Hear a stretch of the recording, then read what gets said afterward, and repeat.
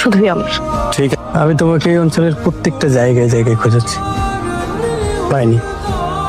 কেন? কেন মানে? কেন মানে কেন? আমি কি কোনো বাচ্চা যে ঘোরাঘুরি করতে এসে আমি হারিয়ে যাব? এত খোঁজাখুঁজির কে আছে? তুমি বলে বাচ্চা না, কিন্তু তারপর চিন্তা হয়। তুমি বাংলাতে 1 মাস থাকার কথা বলে এসেছো, আমি 2 দিন পরে বাংলাতে এসেছিলাম, তোমাকে পাইনি। কারণ আমি জানতাম তুমি এসে আবার আমাকে যন্ত্রণা দেবে।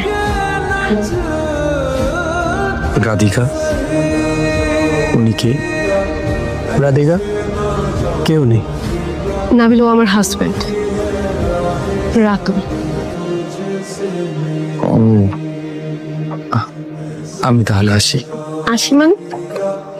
না, আমার কেন যেন মনে হচ্ছে আমার কারণে আপনাদের মধ্যে ঝামেলা সৃষ্টি হবে। কোনো ঝামেলা হবে না, আপনার যাওয়ার কোনো প্রয়োজন নেই, আপনি থাকুন। না, আমি বরং আসি। ইদানিং আমি নিজের অজান্তেই আমার যন্ত্রণার কারণ হয়ে যাচ্ছে। ভালো থাকবে। একজন আমাকে কথা দিয়েছিল তার জীবনের শেষ সময়টুকু সে আমার সাথে কাটাবে, তাই।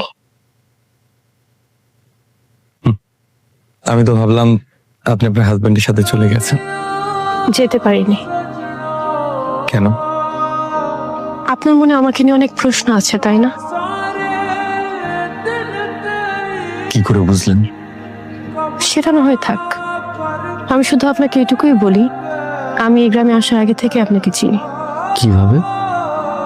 আমাদের প্রথম দেখা হয়েছিল ডক্টরের চেম্বারে, যেখানে আপনি শেষবারের মতো আপনার রিপোর্ট দেখাতে গিয়েছিলেন। আমার তো মনে পড়ছে না। আপনি সেখানে কেন গিয়েছিলেন? আপনি যে কারণে গিয়েছিলেন? মানে? মানে আমি ডাক্তারের কাছে রিপোর্ট দেখাতে গিয়েছিলাম আমার জীবনে আর কতটা সময় বাকি আছে তা জানতে। ও, তার মানে আপনিও জীবনের শেষ প্রান্তে। জি। আপনিও সবার কাছ থেকে নিজেকে আড়াল করতে এই অঞ্চলে এসেছিলেন। জি। আপনি ভাগ্যবতী, কেন? কারণ আপনি হারিয়ে গেছেন জেনে কেউ অন্তত আপনাকে খুঁজতে এসেছে।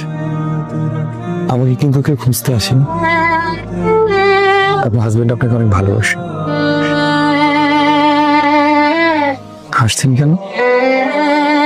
কারণ সে আমাকে খুঁজতে আসেনি, সে এসেছিল আমাদের কিছু জয়েন্ট প্রপার্টি আছে তার সাইন নিতে, যেন আমি মরে যাওয়ার পর তার কোনো ঝামেলা পোহাতে না হয়। সত্যি সত্যি আপনি জীবনের বাকি সময়টুকু আমাকে উপহার দিচ্ছেন?